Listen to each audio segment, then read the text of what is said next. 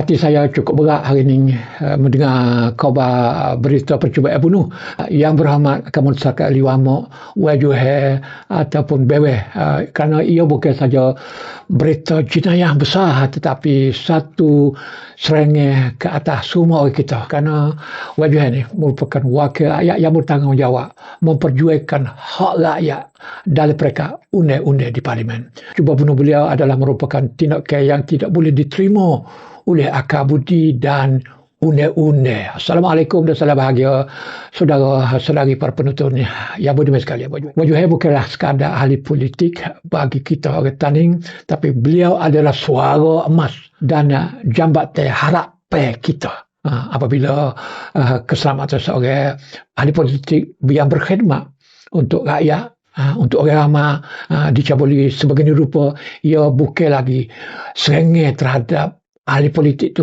tapi merupakan serangan terhadap kita, serangan terhadap ketenteraman awal yang sedang kita bina di tempat kita. Dalam video ini, saya ingin merakamkan rasa duka cita yang mendalam sambil kita sama-sama bermuhasabah tentang nilai nyawa keselamatan para pejuang ahli politik kita dalam Parlimen. Ini merupakan kegagalan pihak lawan dalam perjuangan demokrasi. Apabila pihak lawan ataupun tangan-tangan gaib gagal menumbuhkan Wajuhe melalui pilihan raya, mereka beralih menggunakan politik kotor, iaitu dengan serangan cuba bunuh. Ini merupakan satu perkara yang menunjukkan mereka ni putus asa dah. Lawan ni mana Allah dah dalam politik. Lalu mereka menggunakan kekerasan, menggunakan keganasan, menggunakan senjata untuk nak hapus Wajuhe. Dengan tu setiap lapisan masyarakat harus bersatu suara. Wajib kita mengutuk sekeras-kerasnya pelaku dalam di sebalik tabir.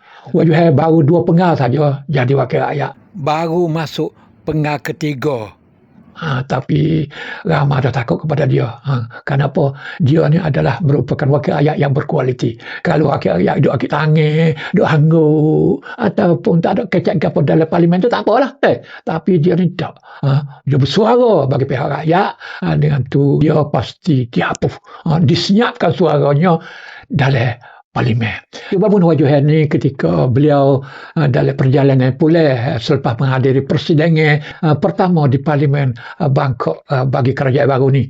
Setibanya dilalui masuk ke rumahnya, sekumpulan penyerang yang tidak dikenali dan tak tahu berapa orang melepaskan tembakan bertubi-tubi menggunakan senjata api ke arah kereta Toyota Alphard milik Wajuhe.